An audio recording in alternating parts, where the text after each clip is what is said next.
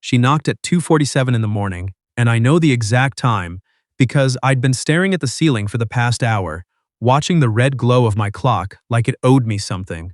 I almost didn't answer. 6 weeks. 6 weeks I'd lived in apartment 4C, and I hadn't said more than 12 words to anyone in this building. That was the point. That was the whole plan when I signed the lease. No small talk in the hallway, no borrowing sugar, no learning anyone's name. I'd come off the worst year of my life, and what I needed, what I genuinely believed I needed, was to disappear into a city of 8 million people and just be nobody for a while. I was doing a pretty good job of it. And then she knocked. 3 times quiet but certain. The kind of knock that isn't an accident. I sat up. I told myself it was probably the wrong door. People misread apartment numbers at 2 a.m. all the time. I swung my legs off the bed and waited to hear footsteps moving away down the hall. They didn't come. I grabbed my phone off the nightstand. No messages, no missed calls, and padded toward the door. I looked through the peephole, and what I saw made me pause for a second longer than I should have. She was standing in the hallway in a gray university hoodie and running shorts, arms crossed tight over her chest, hair damp at the edges, like she'd come in from rain. She wasn't crying, but she had that look people get right before they do. The controlled stillness of someone who's working very hard at holding something in. I opened the door. "Hi," she said. "I'm so sorry. I know it's late. It's almost 3. "I know," she exhaled slowly. "I'm Willa. I live in 4A. I'd seen her a total of maybe 4 times since I moved in. Once getting her mail. Twice in the elevator, both times where we both looked at our phones. Once in the parking garage, and I'd deliberately taken the long way around a row of cars so I wouldn't have to do the nod and smile thing. I'm not proud of that. "I'm Rowan," I said, because it seemed wrong not to. "I know," she said. "Your name's on your mailbox." A pause. "I need to ask you something, and it's going to sound strange." I waited. "Can I stay here for a little while?" I wouldn't ask, except she stopped. Started again. "My ex showed up at my door about an hour ago. He's been sitting in his car in the lot since I called the police. They talked to him, and he has every right to be in a public parking area, apparently, so there's nothing they can do, unless he actually—" She pressed her lips together. "He won't leave, and my apartment feels very small right now." I stepped back from the door. "Come in." She sat on the far end of my couch like she was trying to take up as little space as possible, which I noticed because I do the same thing when I'm somewhere I'm not sure I'm welcome. "You don't have to stay up," she said. "I just needed. I couldn't be in there alone right now. I wasn't sleeping anyway." I went to the kitchen. I don't keep a lot of food in the apartment, but I had coffee, and I had one of those pre-made cheesecake slices from the grocery store that I'd bought 2 days ago and hadn't touched. I put the kettle on and thought about whether offering dessert at 2 a.m. to a woman I'd never spoken to was weird, then decided the entire situation was already strange enough that it didn't matter. "Do you want something? I have coffee, or I have—" I held up the cheesecake. "This," she almost smiled. It was small, but I saw it. "Coffee, please. And maybe a little of that." I cut the slice in half and brought it over on a plate with 2 forks, which felt oddly formal for the occasion. She took the fork and held it but didn't eat right away. She was looking at the window, at the street below, where a single street lamp threw a yellow circle onto wet pavement. "How long has he been doing this?" I asked, because I didn't know what else to say, and silence felt worse. "The showing up?" She tilted her head slightly. "About 3 months, on and off. We ended it a year and a half ago." I ended it. "He keeps cycling back around." "Has he ever actually—" "No," she said. "He just sits there, which is somehow worse." She finally took a bite of the cheesecake and then looked at the plate like it had surprised her. "This is from Henderson's grocery store 2 blocks over. I love their cheesecake." She looked up. "I had no idea anyone else in this building ate real food." "I mostly don't," I said. "That's been sitting in my fridge since Tuesday." She laughed. It was quiet and quick, almost like she'd startled herself with it. "I'm sorry, I realize I know almost nothing about you. You moved in, what, 6 weeks ago?" 7 weeks, and I think the only time we've talked is when you held the elevator for me once." "I didn't want to hold the elevator," I said. "I was trying to press door close before you got there." She stared at me for a second. "That's an incredibly honest thing to admit. I'm working on not doing that. Holding elevators? Avoiding people." I turned my coffee mug in my hands. "I came off a bad stretch. I moved here to sort of reset. which mostly means I've been very bad company for everyone in a 4-block radius. She considered that for a moment. What kind of bad stretch? Most people, if I said that, would either push harder or say, "Oh, you don't have to talk about it," which is its own kind of pressure. She just waited, easy, like she'd asked what time it was. I had a job I'd been building toward for 4 years. I didn't get it. At the same time, the same week actually, a relationship I thought was real turned out to be significantly less real than I'd thought. And I think the combination of those two things convinced me for a while that I was doing everything wrong, and the only solution was to stop doing things. I paused. That's the abbreviated version. The abbreviated version sounds hard enough, she said. It was. What was the job? Environmental architecture. Sustainable design for public spaces. I'd been working under someone at a firm in Portland, and there was a senior position opening up. I'd basically designed my entire professional life around getting it. I shook my head. They gave it to someone who'd been there 11 years, which is fair. It just didn't feel fair at the time. It sounds completely fair to be furious about, she said. Those two things happening in the same week. She shook her head slowly. No wonder you've been hiding. I haven't been hiding, I said. And then, okay, I've been hiding. She smiled again, fuller this time. I want you to know I noticed you doing the long way around in the parking garage. I felt my face do something I couldn't control. No, the first week you were here. I was walking out to my car and you came in through the far entrance and then very deliberately took the long way around that row of SUVs so you wouldn't have to walk past me. I didn't think anyone noticed. I noticed. She tilted her head, something thoughtful crossing her face. I was actually a little impressed by the commitment. Her name was Willa Ashford. She was 31, worked as a physical therapist at a sports medicine clinic about a mile away, and had lived in 4A for 3 years.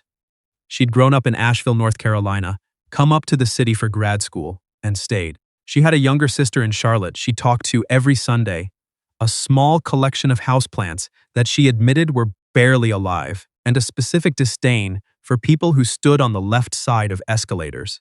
I learned all of this between 3 a.m. and 5 a.m., sitting on my couch while rain moved in waves against the window behind us. Somewhere around 4:30, she got up to look out toward the parking lot. "He's gone," she said. "Good." She stood at the window for a moment longer. "I should probably let you sleep." But she didn't move toward the door right away, and I didn't say anything to hurry her, and the silence that settled in the room was comfortable in a way I hadn't felt in a long time. "Can I ask you something?" she said. "Sure. Why architecture? Specifically, the sustainable design part." Nobody ever asked me that. They asked what I did, they asked if it paid well, a few people had asked if I'd ever designed anything they might recognize. Nobody asked why. "My grandmother had a garden," I said. "Not a little decorative thing. I mean a serious half-acre garden in rural Kentucky. She grew most of what she ate, and I used to spend summers there as a kid, and I remember this specific quality of light in the early morning when she'd go out to water things. The way the space was arranged, everything had a reason, everything was placed so that it worked with the land instead of against it." I stopped. "I know that doesn't sound like architecture." "It sounds exactly like architecture," she said. "That's just the most human version of what architecture is." I looked at her. "Sorry," she said. "I read too much. Don't apologize for that." I paused. "What do you read?" "Right now, I'm in the middle of a book about the history of public parks," which probably sounds boring. "I studied public parks for 2 years." She stared at me. "You're kidding." Frederick Law Olmsted, The Social Geometry of Shared Green Space. I wrote a 40-page thesis on it. I have 3 books on Olmsted on my shelf right now. We looked at each other for a second. 7 weeks, she said slowly. 7 weeks, I agreed. She went home at 5:15. I stood at my door for a moment after she left and watched her walk the 4 doors down the hall to 4A. At the door she turned. "Thank you," she said, "for opening the door. You're welcome." She hesitated. "I'm sorry I had to knock." "Don't be," I said. I meant it. I didn't see her for 3 days after that. Which was fine, normal. We both had lives, we both had schedules. But I noticed things I hadn't before. The sound of her door closing at 7:15 in the morning, which meant she left for work around then. The light under her door at 11 p.m. on Friday when I came home, and the hallway was otherwise dark. The fact that her doormat was a faded blue-green with a geometric pattern that I'd walked past 40 times without ever actually seeing. On the fourth day, Saturday, I was coming back from the farmer's market 2 blocks over with a paper bag of things I'd bought mostly out of guilt. 2 bundles of kale, a jar of local honey, apples, and she was standing at her door with her keys out, a tote bag hanging off one shoulder. And she looked up when she heard the elevator. "Farmer's market?" she said, looking at my bag. "Guilt market," I said. "I haven't eaten a vegetable in 9 days." She smiled. "I was just coming back from a run. How was it?" "Cold. Good. There's a woman who makes cardamom shortbread and I should not be allowed near her table." "Greta's table?" "I don't know her name, but yes, the shortbread woman."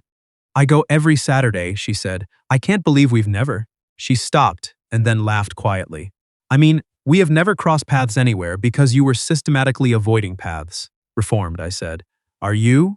"Trying." A pause. "The cardamom shortbread is very good." "It is." She leaned against her doorframe. "Are you doing anything this afternoon?" I thought about the afternoon I'd planned, which involved finishing a project estimate I'd been stalling on and maybe watching something on my laptop and probably not talking to anyone for 6 more hours. "No," I said. "There's a design exhibition over at the Cultural Center. Sustainable Urban Spaces. I've been meaning to go and I always feel weird going to things alone on weekends." I stood in the hallway with my bag of guilt vegetables and tried to remember the last time someone had asked me to do something. "Yeah," I said. "I'd like that." The exhibition was smaller than either of us expected, housed in 3 rooms of the Cultural Center's lower level. But it was good. The kind of good where you end up standing in front of something for 20 minutes without meaning to. There was a model of a rooftop garden system being piloted in 4 cities, an interactive section on green corridors in urban planning, and one wall entirely covered with photographs of public spaces around the world that had been built on former industrial sites. Willa stopped in front of a photo of a reclaimed rail yard in Atlanta that had been converted into a public promenade. "I drove past this once," she said, "on a road trip through Georgia about 3 years ago. I didn't even know what it was. I just thought it was beautiful." I looked at the photo. The design is by a firm I almost applied to. Why almost? I talked myself out of it. I looked at the plaque beside the photograph. I do that. What do you do instead? Talk myself into staying where it's safe, where I already know what to expect. I paused. Where I don't have to try very hard and risk finding out I'm not good enough. She was quiet for a moment. "Have you ever actually not been good enough at something?" "Not yet. So you've been holding back based on a thing that hasn't happened." I looked at her. She was still looking at the photograph, and she said it the way you'd state a neutral fact. Not as a challenge, not as a pep talk, just as an observation.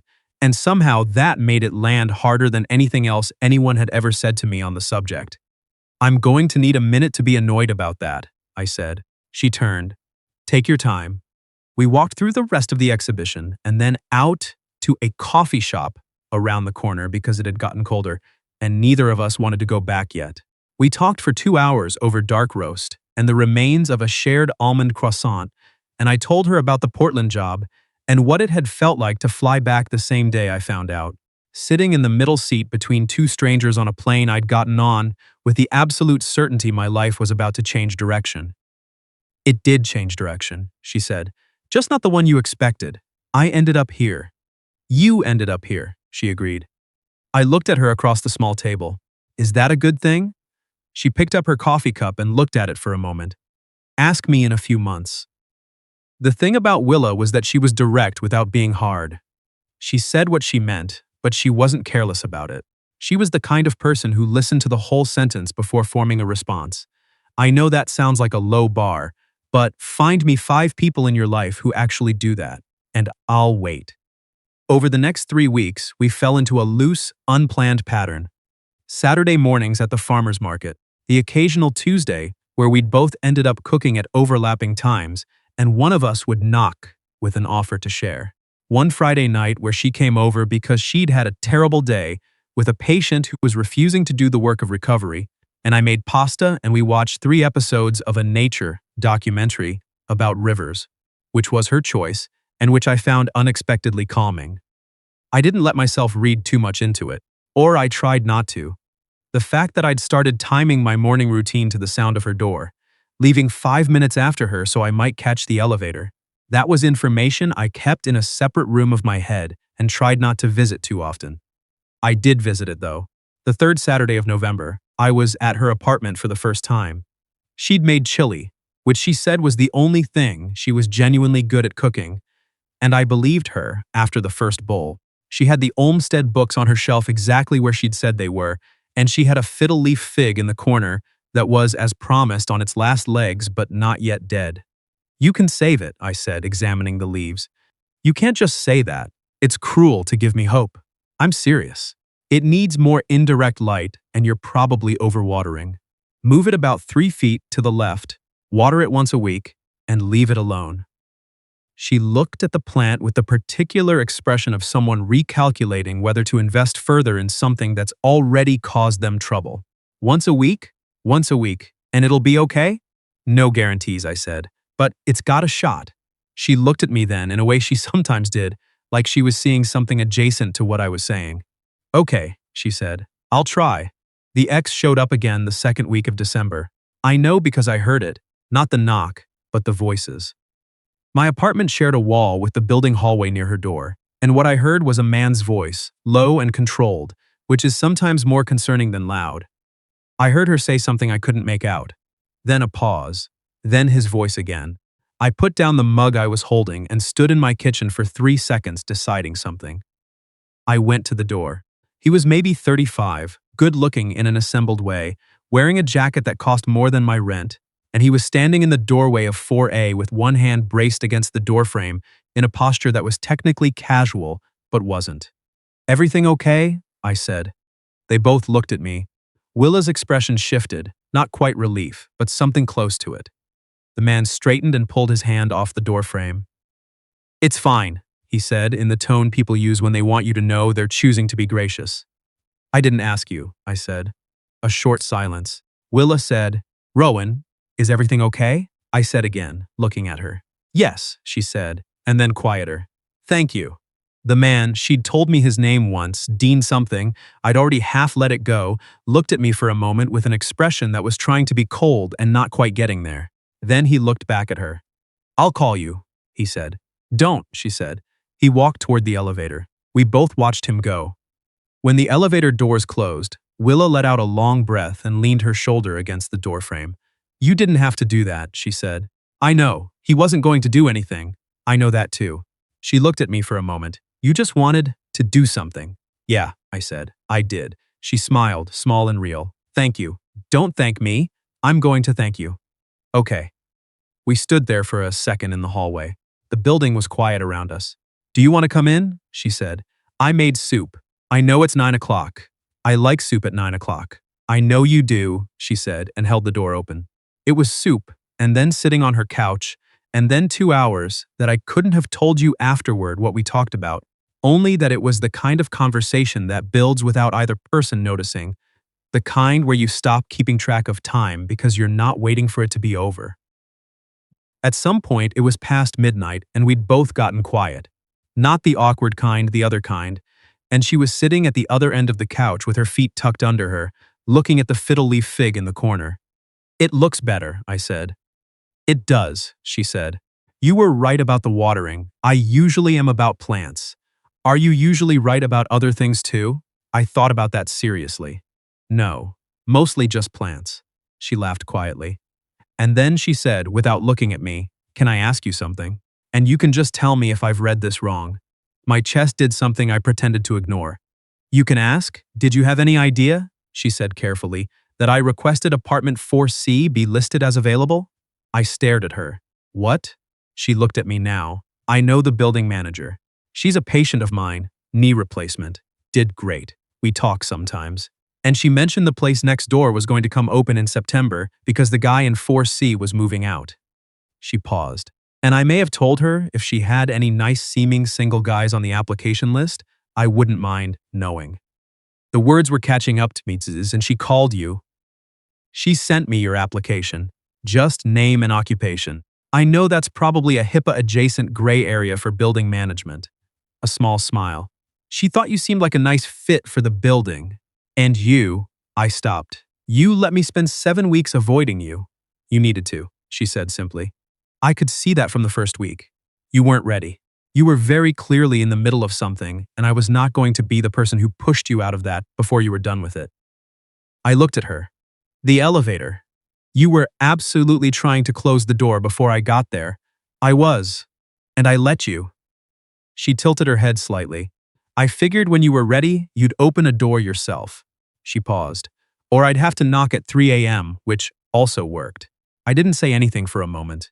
I was doing the math on 6 weeks of what I'd thought was solitude. The mornings I'd thought I was invisible. The evening I'd taken the long route through the parking garage, the elevator rides where I'd looked at my phone and thought no one was paying attention. You knew my name from the mailbox, I said slowly. Week 1, she said, and you knew I worked in architecture. The application said environmental design. I looked it up a pause. I'm sorry if that's strange. I know it's not strange, I said. She looked at me carefully. No. I was quiet for a second. I'm just trying to recalibrate the past 7 weeks. Take your time. It was the same thing I'd said to her at the exhibition. She'd remembered. I looked at the fiddle leaf fig in the corner, which was greener than it had been a month ago, growing back towards something from the edge of giving up. I think I've been telling myself I was hiding, I said, when actually I was just getting here slowly. She didn't say anything, but the way she looked at me made me feel like she'd understood something I hadn't finished saying. Is that? I started. Yes, she said, before I finished. I looked at her. You don't know what I was going to ask. I know, she said. And the thing was, she did.